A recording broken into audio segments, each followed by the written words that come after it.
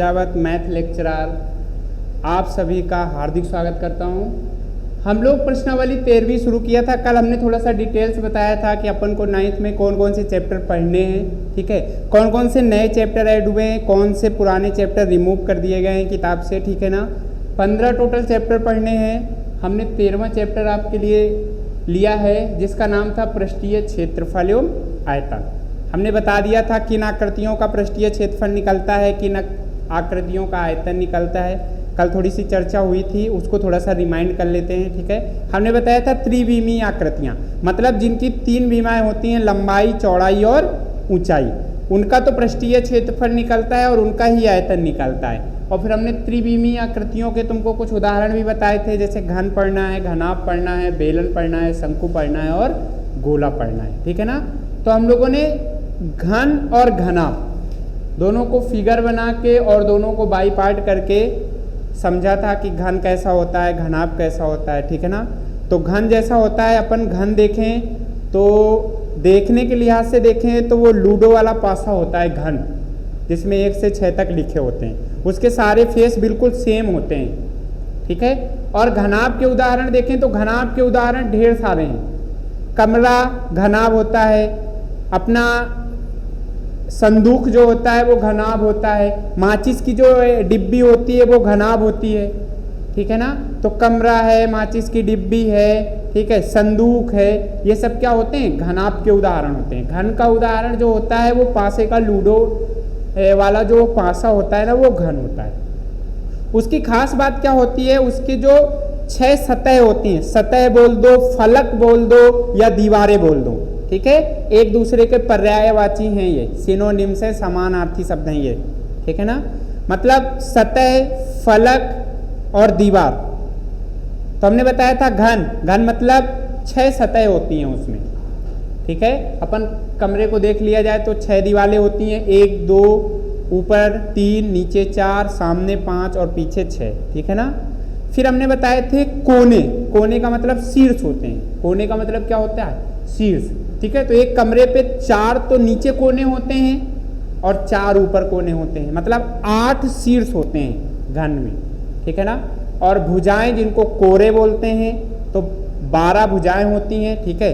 4 नीचे हो गई, 4 रास्तों से अपन ऊपर जा सकते हैं और 4 ऊपर हो गई, ठीक है। तो 12 भुजाएं होती हैं। सेम ऐसे ही घनाभ में होती हैं, सतह 6, कोने या शीर्ष 8 और कोरे या भुजाएं 12, ठीक है ना। फिर हम लोगों ने घन के फार्मूले पढ़े थे। घन का आयतन क्या होता है, घन का संपूर्ण पृष्ठीय क्षेत्रफल क्या होता है, घन का विकर्ण क्या होता है, घन के एक सतह का क्षेत्रफल क्या होता है या एक फलक का क्षेत्रफल क्या होता है, घन के एक फलक का परिमाप क्या होता है। सारे फार्मूले हम लोगों ने सीख लिए थे। ऐसे हम लोगों ने घनाभ का आयतन पढ़ लिया था, घनाभ का संपूर्ण पृष्ठीय क्षेत्रफल पढ़ लिया था और घनाभ का विकर्ण पढ़ लिया था, घनाभ का विकर्ण क्या होता है, ठीक है ना। इतनी चर्चा पिछले वीडियो पे हो चुकी है। आज कुछ छोटे छोटे क्वेश्चन करते हैं अपन, थोड़ा सा हल करने का प्रयास करते हैं क्वेश्चनों को, ठीक है ना। तो 1-2 क्वेश्चन पहले अपन ऐसे लिखते हैं, फिर किताब की एक्सरसाइज के क्वेश्चन लेते हैं। तो पहले 1-2 क्वेश्चन ऐसे ही हल करते हैं। तो पहला क्वेश्चन लिखते हैं,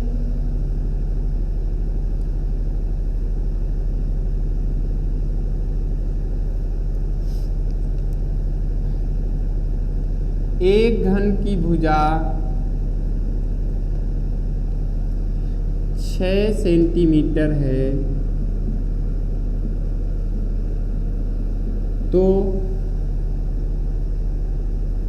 घन का आयतन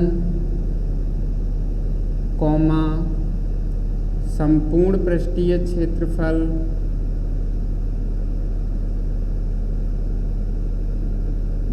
तथा विकर्ण ज्ञात कीजिए।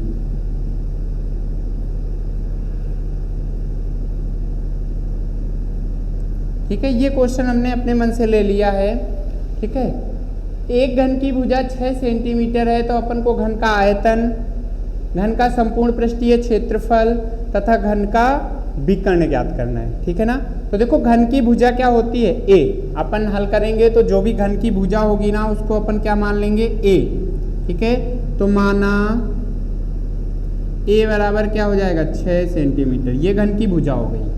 फिर अपन को सबसे पहले घन का आयतन निकालना है।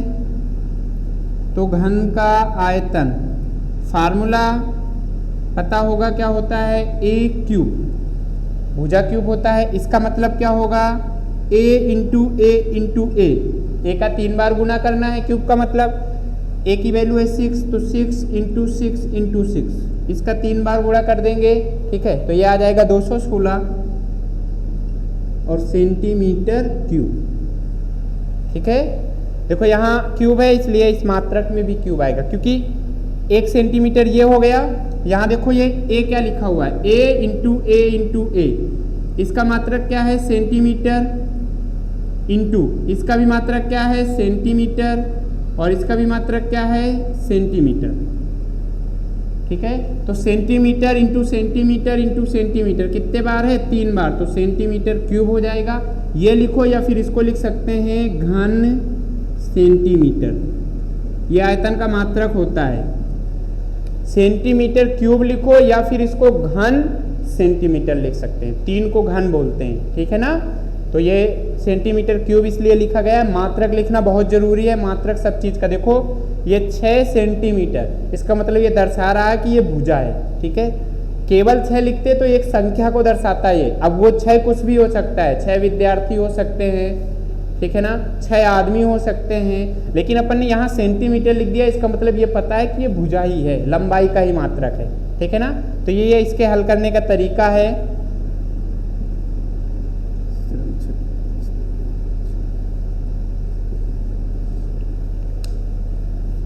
तो इसका फर्स्ट पार्ट अपन ने निकाल लिया।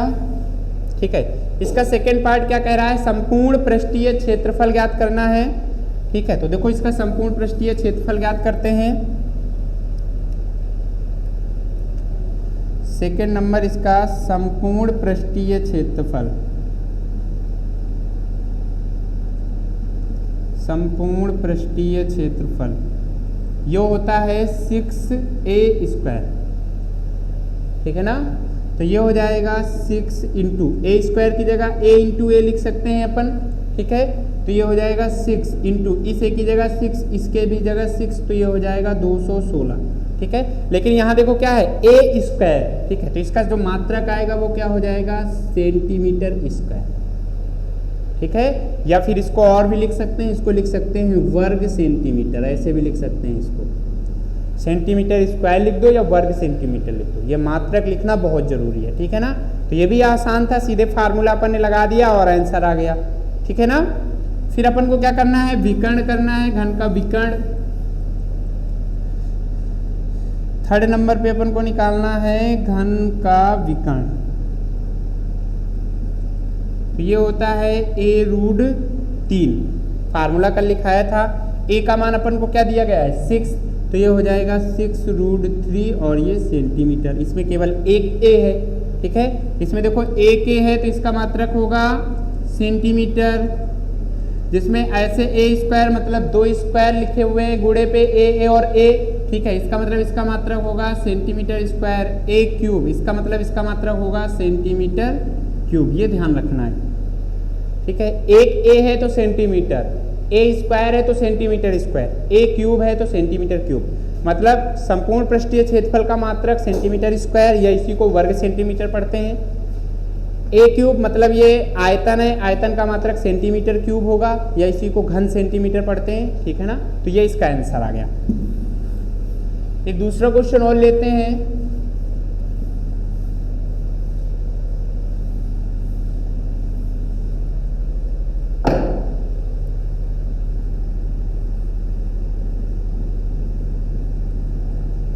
एक घन का संपूर्ण पृष्ठीय क्षेत्रफल 72 सेंटीमीटर² है।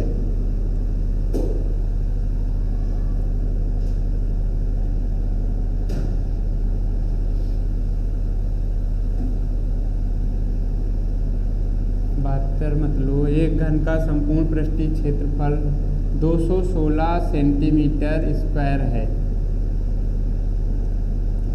तो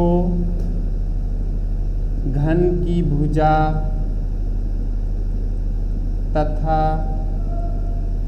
घन का आयतन ज्ञात करो।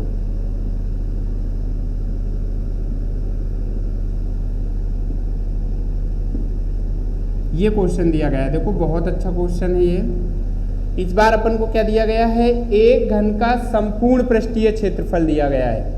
मतलब संपूर्ण पृष्ठीय क्षेत्रफल ये दिया हुआ है 216 सेंटीमीटर स्क्वायर।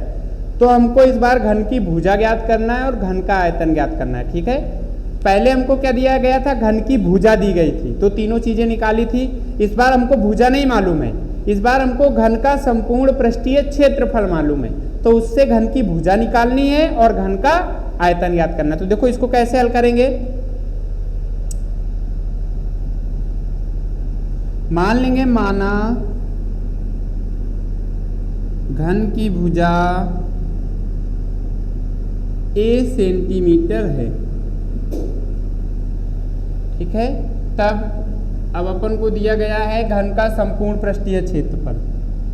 घन का संपूर्ण पृष्ठीय क्षेत्रफल, संपूर्ण पृष्ठीय क्षेत्रफल बराबर 216 सेंटीमीटर स्क्वायर, ठीक है। ये दिया गया है। देखो ये तो हिंदी पे लिखा हुआ है, यदि इसको फार्मूला पे देखें कि घन का संपूर्ण पृष्ठीय क्षेत्रफल क्या होता है फार्मूला से, तो वो होता है 6a स्क्वायर। मतलब ये 6a स्क्वायर की वैल्यू हमको क्या दी गई है, 216 दिया गया है, ठीक है ना। ये हिंदी पे लिखा हुआ है, इसी को फार्मूला लिख दे तो 6a स्क्वायर की वैल्यू हमको 216 दी गई है, ठीक है। तो यहाँ से a स्क्वायर की वैल्यू निकाल लेंगे तो ये हो जाएगा 216/6। तो a स्क्वायर की वैल्यू आ जाएगी, 6 से इसको डिवाइड कर देंगे तो 36 18 हो जाएगा, और 18 19 20 21 3 36 चला जाएगा, 36 हो जाएगा, ये 36 आ जाएगा, ठीक है। तो यहाँ से वैल्यू निकाल लेंगे तो a बराबर हो जाएगा रूट के अंदर 36, तो a की वैल्यू आ जाएगी 6 सेंटीमीटर। 36 का वर्गमूल निकाल लेंगे तो क्या आ जाएगा, 6। इसका मतलब घन की भुजा क्या आ गई, 6 सेंटीमीटर आ गई, ठीक है। तो ये घन की भुजा मालूम हो गई। अब हम कुछ भी निकाल सकते हैं घन का, जो भी वो कहेंगे। संपूर्ण पृष्ठ तो दिया गया था, आयतन भी निकाल सकते हैं भुजा क्यूब करके, और उसका अपन को क्या निकालना है, आयतन ही निकालना है, और विकर्ण भी निकाल सकते हैं इसका a√3 करके, ठीक है ना। तो हम निकाल लेंगे घन का आयतन। तो घन का आयतन हो जाएगा a क्यूब का मतलब हो जाएगा 6 का क्यूब, 6 क्यूब का मतलब हो जाएगा 6 का 3 बार गुणा करेंगे तो ये हो जाएगा 216 सेंटीमीटर क्यूब। ये इसका आंसर आ जाएगा, ठीक है। तो ये दूसरे टाइप का क्वेश्चन था। पहले में हमको भुजा दी गई थी तो तीनों चीजें पूछी थी। इस बार हमको संपूर्ण पृष्ठीय क्षेत्रफल दिया गया है तो आयतन पूछा है। तो संपूर्ण पृष्ठीय क्षेत्रफल से सबसे पहले क्या निकाल लेंगे, भुजा निकाल लेंगे, ये जो निकाली हमने, ठीक है। और फिर भुजा मालूम हो जाएगी तो फिर सब कुछ निकाल सकते हैं, फिर आयतन भी हमने निकाल लिया, ठीक है।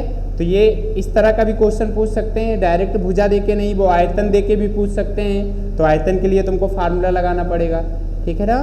नेक्स्ट क्वेश्चन देखते हैं।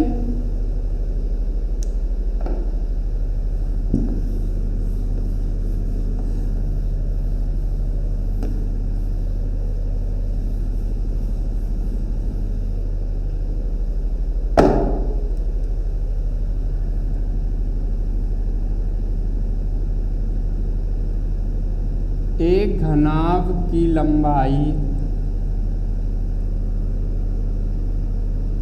6 सेंटीमीटर, चौड़ाई 8 सेंटीमीटर तथा ऊंचाई 2 सेंटीमीटर है, तो घन का आयतन, तो घनाभ का आयतन कॉमा विकर्ण तथा संपूर्ण पृष्ठीय क्षेत्रफल ज्ञात करो, ठीक है। ये क्वेश्चन दिया गया है अपन को।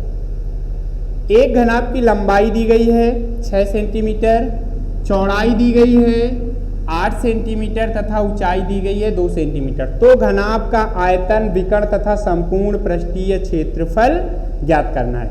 हल करते हैं। देखो इसको, बहुत ही आसान क्वेश्चन है, फार्मूला बेसिस क्वेश्चन है, ठीक है ना। घनाभ की लंबाई, घनाभ की लंबाई अपन को दी गई है, जिसको अपन L से डिनोट करते हैं, कल बताया था, ये दी गई है 6 सेंटीमीटर, ठीक है। घनाभ की अपन को चौड़ाई दी गई है, चौड़ाई को अपन B से डिनोट करते हैं, ये दिया गया है 8 सेंटीमीटर। घनाभ की अपन को ऊंचाई दी गई है, इसको H से डिनोट करते हैं, ये दिया गया है 2 सेंटीमीटर। ये तो अपन को गिवन है। L का मान, B का मान, H का मान अपन को दिया गया है 6, 8 और 2, ठीक है। फिर अपन को घनाभ का आयतन निकालना है। फर्स्ट पार्ट में अपन को निकालना है घनाभ का आयतन, ठीक है। घनाभ के आयतन का फार्मूला होता है LBH, मतलब लंबाई गुना चौड़ाई गुना ऊंचाई, ठीक है। L की वैल्यू रख दो, L का मान दिया गया है 6, B का मान 8, ऊंचाई का मान 2, ठीक है। इसका मल्टीप्लाई कर लेंगे तो 8 छंग 48 और 48 दूना 96, 8 दूना 16, 16 छक्का 96, 8 दूना 16, 2 दिन 4 दूना 8, 1 9, हाँ ठीक है। तो ये हो जाएगा 96 और ये हो जाएगा सेंटीमीटर क्यूब। मात्रक लिखना बहुत जरूरी है, ठीक है ना। L इसका भी सेंटीमीटर होगा, B ये भी सेंटीमीटर में है और H ये भी सेंटीमीटर में है। तो centimetre into centimetre into centimetre कितने बार गुणा हो गया सेंटीमीटर का? 3 बार, इसलिए सेंटीमीटर क्यूब मात्रक है, ठीक है ना। मात्रकों पे विशेष ध्यान रखना है। तो ये घनाभ का आयतन आ गया, बहुत सिंपल। फिर अपन को क्या निकालना है? घनाभ का विकर्ण निकालना है। देखो विकर्ण भी निकाल लेते हैं इसका। सेकंड नंबर पे घनाभ का विकर्ण। तो घनाभ के विकर्ण का फार्मूला होता है रूट के अंदर L² plus B² plus H²। ये फार्मूला होता है घनाभ के विकर्ण का। तो रूट के अंदर L², L की वैल्यू अपन को 6 दी गई है, तो 6² प्लस B का मान 8, तो 8² प्लस H का मान 2, तो 2² हो जाएगा। तो ये हो जाएगा 36 प्लस 64 प्लस 4, तो ये हो जाएगा 36, 64, 100 और 0, 104, ठीक है ना। इसका वर्गमूल तो निकलेगा नहीं, देख लेते हैं अपन फिर भी इसको। 104 के फैक्टर कर लो तो 2, ये हो जाएगा 5 और ये हो जाएगा 2, फिर 2 से चला जाएगा तो ये हो जाएगा 26, फिर 2 से चला जाएगा तो ये हो जाएगा 13 और फिर 13 से जाएगा तो ये हो जाएगा 1, ठीक है। तो इसको अपन लिख सकते हैं 26 गुना 4, 24, 2, हाँ इसको 26 गुना 4 लिख सकते हैं। तो इसको लिख सकते हैं 26 गुना 4, 4 से 2 बाहर आ जाएगा, ठीक है। तो इसको लिख सकते हैं 2√26 और सेंटीमीटर, ये इसका मात्रक हो जाएगा, ठीक है ना। तो ये घनाभ का विकर्ण आ गया, ठीक है। यहीं तक तुम लिखना चाहते उत्तर तो यहीं तक लिख देते, और भी यदि क्वेश्चन देखो वहां तक हल किया जाता है जहां तक वो हल हो सकता है, ठीक है ना। इसके बाद यदि इसके कोई भी गुणनखंड ऐसे ना होते जो बाहर अपन निकाल लेते तो यहीं तक उत्तर लिख देते, ठीक है। तो क्वेश्चन को लास्ट तक पहुंचाना हमारी जिम्मेदारी होती है, ठीक है। ये उत्तर लिख दो या फिर ये उत्तर लिख दो 2√26, ठीक है। तो ये घनाभ का विकर्ण हो गया। फिर अपन के पास क्या बच रहा है? अब संपूर्ण पृष्ठीय क्षेत्रफल और बच रहा है। तो संपूर्ण पृष्ठीय क्षेत्रफल और हल कर लेते हैं। क्या होगा संपूर्ण पृष्ठीय क्षेत्रफल?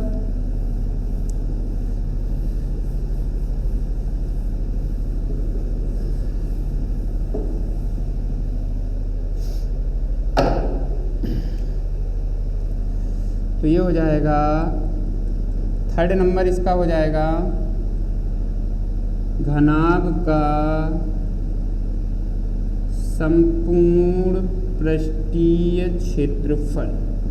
फार्मूले की बात करें तो ये हो जाएगा 2LB plus BH plus HL, ये फार्मूला होता है। 2 सबसे बाहर होता है, L और B का गुणा कर लो प्लस B और H का गुणा कर लो प्लस H और L का गुणा कर लो, मतलब लंबाई इंटू चौड़ाई प्लस चौड़ाई इंटू ऊंचाई प्लस ऊंचाई इंटू लंबाई, और इन तीनों को जोड़ने के बाद 2 का गुणा कर लेंगे तो उत्तर आ जाएगा। हल करते हैं, देखो इसको। 2, L की वैल्यू है 6, इंटू में 8 प्लस B का मान है 8 इंटू में 2 प्लस H का मान है 2 इंटू में 6, 2 ये हो जाएगा 48 प्लस 16 प्लस 12, ठीक है।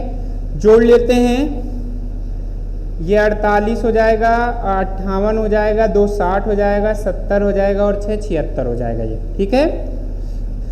तो ये हो जाएगा 2 इंटू में 76, इसका 2 गुना कर देंगे तो 70 का 2 गुना होता है 140, 6 का और करेंगे 12 तो 140, 50, 152 और ये हो जाएगा सेंटीमीटर स्क्वायर। ये इसका आंसर आ जाएगा। तो ये इसका सॉल्यूशन हो गया। घनाभ दिया गया है, घनाभ की लंबाई, चौड़ाई और ऊंचाई सब कुछ दी गई है।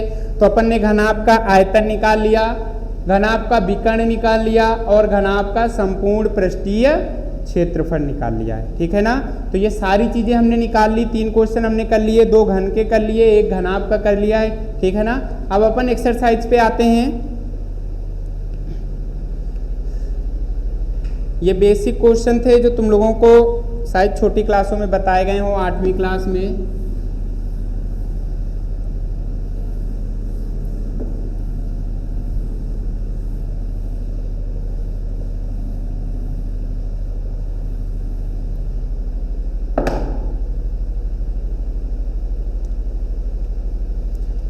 देखो प्रश्नावली 13.1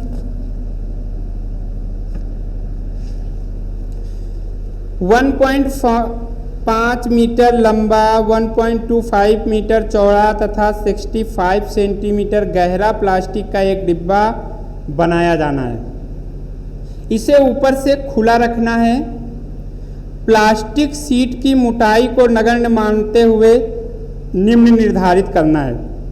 डिब्बा बनाने के लिए आवश्यक प्लास्टिक शीट का क्षेत्रफल और इस शीट का मूल्य यदि 1 मीटर स्क्वायर हो, मतलब 1 मीटर स्क्वायर का मूल्य कितना है, 20 रुपए। देखो इसको लिखते हैं। पहला क्वेश्चन दिया गया है 1.5 मीटर लंबा,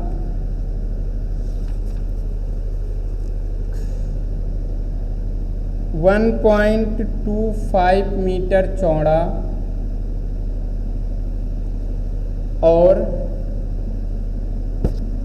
65 सेंटीमीटर गहरा।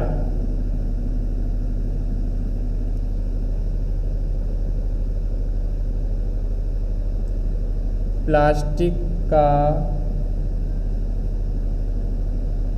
एक डिब्बा बनाया जाना है।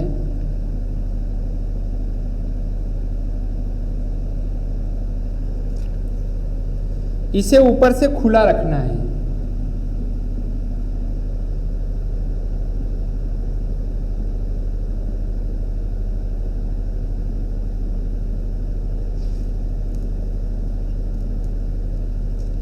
इसे ऊपर से खुला रखना है। प्लास्टिक शीट की मोटाई को नगण्य मानते हुए निम्न को निर्धारित करना है। अपन फर्स्ट में निकालना है डिब्बा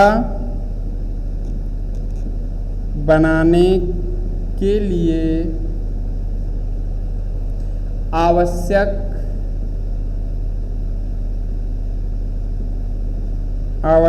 प्लास्टिक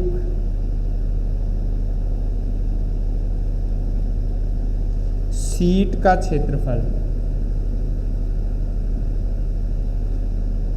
और सेकंड नंबर होता है इस शीट का मूल्य 1 मीटर स्क्वायर शीट का मूल्य 1 मीटर स्क्वायर शीट का मूल्य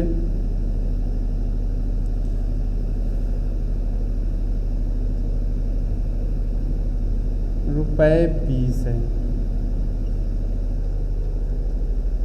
ठीक है, देखो ये क्वेश्चन है 1.5 मीटर लंबा, 1.25 मीटर चौड़ा और 65 सेंटीमीटर गहरा प्लास्टिक का एक डिब्बा बनाया जाना है। इसे ऊपर से खुला रखना है, एक सतह इसकी खुला रखना है ऊपर से। ठीक है, डिब्बा बनाने के लिए आवश्यक प्लास्टिक कितनी ज़रूरत होगी और इस प्लास्टिक का मूल्य ज्ञात करना है। ठीक है, जो प्लास्टिक अपन डिब्बा बनाने में लगाएंगे वो कितने रुपए खर्च हुए, ये 1 मीटर स्क्वायर फीट का जो मूल्य दिया गया है ना वो 20 रुपए दिया गया है। ठीक है, तो देखो इसको हल करते हैं। सबसे पहले तो अपन देखें, अपन को दिया क्या गया है, लंबाई दी गई है डिब्बे की, इसका मतलब L का मान हमको दिया गया है 1.5 मीटर। चौड़ाई दी गई है, मतलब B का मान दिया गया है 1.25 मीटर। और ऊंचाई दी गई है, मतलब गहराई जो होती है यही ऊंचाई होती है, इसी को अपन लोग ऊंचाई भी मानते हैं, गहराई को। ठीक है, तो गहराई ऊंचाई दोनों इक्वल होती हैं। तो H का मान दिया गया है 65 सेंटीमीटर। ठीक है ना, तो देखो सारी बीमाएं एक ही मात्रक पे होनी चाहिए। सबसे पहले तो अपन को ये ध्यान रखना है, मतलब लंबाई मीटर में है, चौड़ाई मीटर में है, तो ऊंचाई भी मीटर में होनी चाहिए। सेम मात्रक पे होंगे तभी हम कैलकुलेशन कर पाएंगे, अदरवाइज नहीं कर पाएंगे। सबको एक साथ करना है। तो देखो 2 मीटर में है, इसको भी मीटर में बदल लें, तो सेंटीमीटर को मीटर में बदलनेंगे तो 100 से भाग दिया जाता है। ठीक है ना, सेंटीमीटर को जब भी मीटर में बदलना हो तो 100 से भाग देंगे, इसको मीटर में बदलेंगे तो ये हो जाएगा 65 डिवाइड बाई 100, मतलब हो जाएगा 0.65 मीटर। ठीक है, तो सबसे पहले तीनों बीमाएं एक ही मात्रक पे होनी चाहिए, हो गई। लंबाई भी मीटर में, चौड़ाई भी मीटर में और ऊंचाई भी मीटर में। ठीक है, अब देखो एक फेस को अपन को खोलना है डिब्बे पे, तो डिब्बे के कितने फेस होते हैं, 6 फेस होते हैं। जैसे ये मान लो ये डिब्बा है, ये ठीक है, 6 फेस हैं, 1 2 3 4 5 और इधर वाला 6। ठीक है ना, ऊपर से इसको खोलना है, मतलब इसको ऊपर से खोल देना है, ये वाला फेस नहीं होना चाहिए इसमें। तो कितने फेस बचे, 1 2 3 4 और ये 5। एक फेस का मतलब उसमें प्लास्टिक नहीं लगेगी। देखो प्लास्टिक कहाँ कहाँ लगेगी, इसमें इसमें इसमें इसमें और नीचे, इसमें तो प्लास्टिक लगेगी ही नहीं। ठीक है, तो इसका हम संपूर्ण पृष्ठीय क्षेत्रफल तो निकालेंगे नहीं, क्योंकि संपूर्ण पृष्ठीय क्षेत्रफल में पूरे 6 फेस आ जाते हैं। ठीक है, तो इसका क्या निकालेंगे, चारों दीवालों का क्षेत्रफल निकाल लेंगे। ठीक है ना, और इंटू फर्श का क्षेत्रफल निकाल लेंगे। ये चारों दीवारें ऐड कर देंगे, ऊपर वाला तो ये खुला है तो यहाँ तो प्लास्टिक लगेगी ही नहीं, यहाँ प्लास्टिक आगे पीछे और नीचे। ठीक है ना, तो देखो जो जहाँ प्लास्टिक लगेगी कितना एरिया रिक्वायरमेंट होगा वो निकालना है हमको।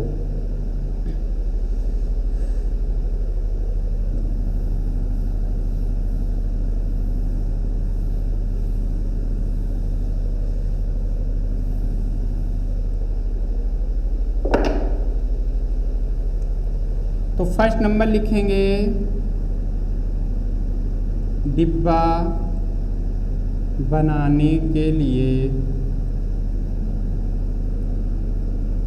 आवश्यक प्लास्टिक का क्षेत्रफल या प्लास्टिक बराबर हो जाएगा चारों दीवारों का क्षेत्रफल इंटू में प्लस आधार का क्षेत्रफल। तो चारों दीवारों का क्षेत्रफल होता है 2 लंबाई प्लस चौड़ाई इंटू में ऊंचाई प्लस ये होता है लंबाई इंटू चौड़ाई, ये आधार का क्षेत्रफल होता है। ठीक है, चारों दीवारों का क्षेत्रफल होता है 2 लंबाई प्लस चौड़ाई इंटू में ऊंचाई। ठीक है, प्लस आधार का क्षेत्रफल हो जाएगा लंबाई इंटू चौड़ाई। वैल्यू रखते हैं इसकी, तो हो जाएगा 2L की वैल्यू हो, ये लंबाई L, चौड़ाई B और ऊंचाई हो जाएगी H प्लस ये हो जाएगा L इंटू में H। 2L की वैल्यू रख लेते हैं 1.5, B की वैल्यू रख लेते हैं 1.25 इंटू में ये हो जाएगा 0.65 प्लस इधर वैल्यू रख लेंगे, L का मान रख लेंगे 1.5 इंटू में हो जाएगा 1.25। इसको हल करते हैं थोड़ा सा, 1.5 में जोड़ना है 1.25 तो ये हो जाएगा 2.75 हो जाएगा। तो 2 इंटू में 2.75 इंटू में 0.65 प्लस इन दोनों का मल्टीप्लाई कर लेते हैं।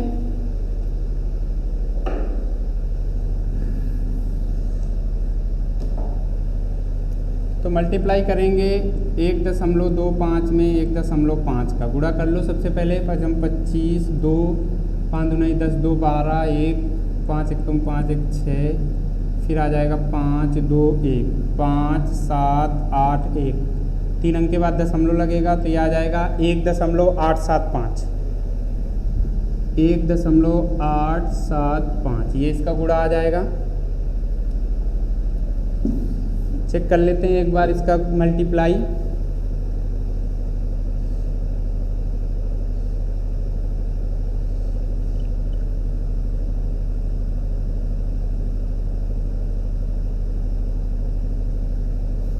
वन 1.5 मल्टीप्लाई 1.25 इक्वल टू, सही है बिल्कुल।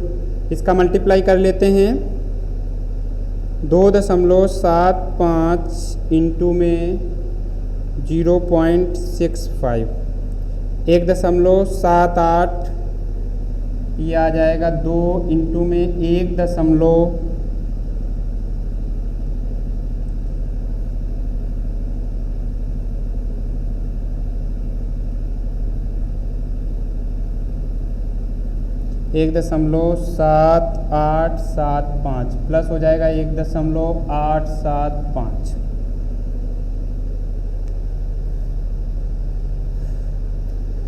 हल करते हैं इसका 2 का गुणा और करें, इसमें 1.7875 में 2 का गुणा और कर लेते हैं तो ये 5 दूनी 10, 1, 7 दूनी 14, 1 15, 8 दूनी 16, 1 17, 7 दूनी 14, 1 15 और 2 1 3, 3 ये आ जाएगा 3.5750 प्लस 1.875।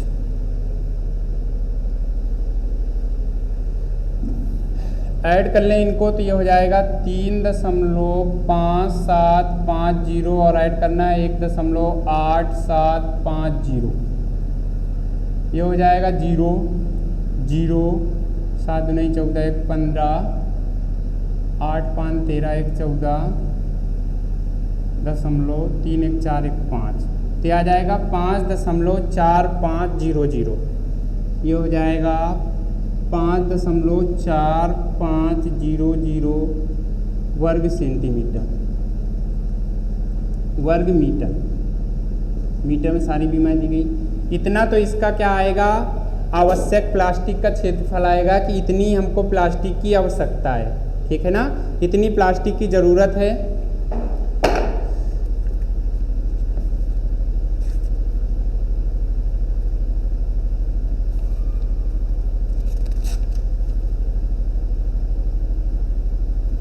ठीक है, 5.4500, दशमलव के बाद 0 का कोई महत्व नहीं होता, ये सबसे लास्ट में लगे हों, ठीक है ना।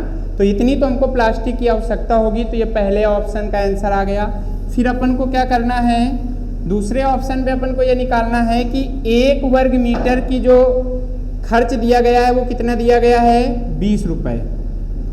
चूँकि 1 मीटर स्क्वायर का खर्च बराबर है कितने रुपए, 20 रुपये, ठीक है। इसलिए हमारे पास कितना वर्ग मीटर है, इसलिए 5.4500 मीटर स्क्वायर का खर्च कितना होगा, 20 से मल्टीप्लाई इसमें कर देंगे 5.4500, ठीक है। इसको हल कर लेंगे तो रुपए में आंसर आ जाएगा, ठीक है।